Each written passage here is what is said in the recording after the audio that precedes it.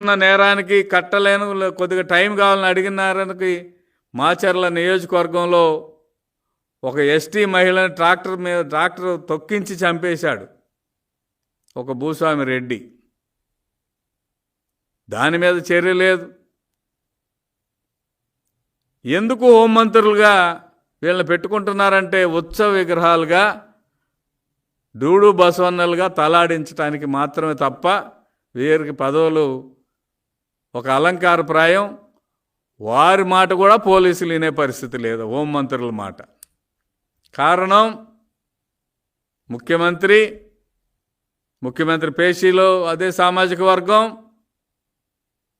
DGP అదే సామాజిక వర్గం, అన్ని శాఖల మీద తనదైన మాటలు మాట్లాడే సలహాదారుది కూడా సేమ్ సామాజిక వర్గం.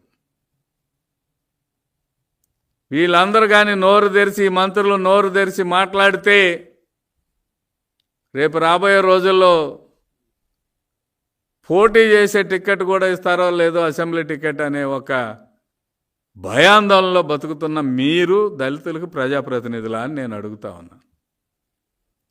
కనీసం ఆత్మగౌరవం లేని మీరు మీ సమాజాన్ని ఏం రక్షిస్తారు?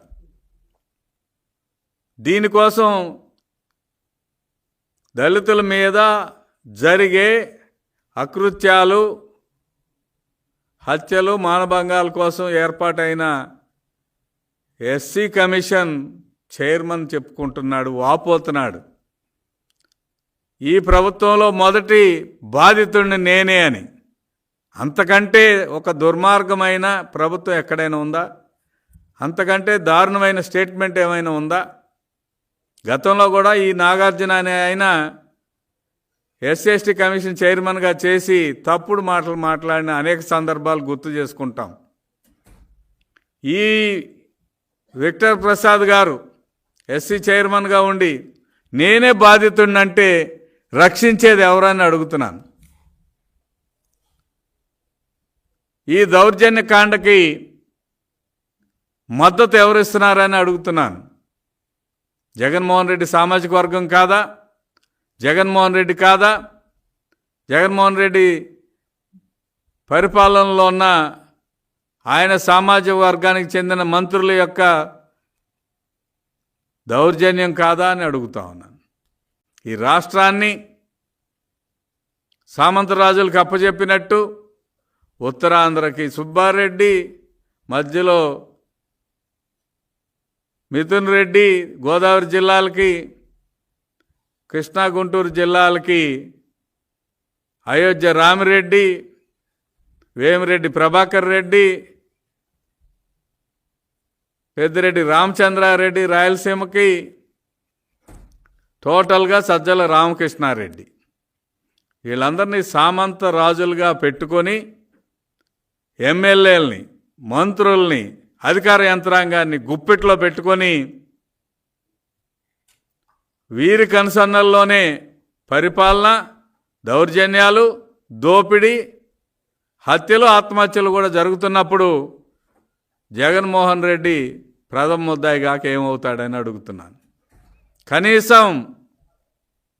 కనీసం నోరు విప్పి మాట్లాడలేని దుస్థితికి ఈ మంత్రివర్గాలు తయారయ్యారంటే వీళ్ళకి హక్కు ఉందా? రెండవ విడత సామాజిక యాత్ర, సాధికారత యాత్ర చేసే హక్కు. కింది వర్గాలు అభ్యున్నతి కోసం ఏర్పాటు చేసిన కార్పొరేషన్లను నిర్వీర్యం చేసి, బీసీ కార్పొరేషన్కి అయితే కులానికి ఒక కార్పొరేషన్ ఏర్పాటు చేస్తున్నామని 56 కార్పొరేషన్లు ఏర్పాటు చేసి నిధులు ఇవ్వకుండా, విధులు లేకుండా, గౌరవం లేకుండా చూడటం అనేది సాధికారత అని నేను అడుగుతున్నాను.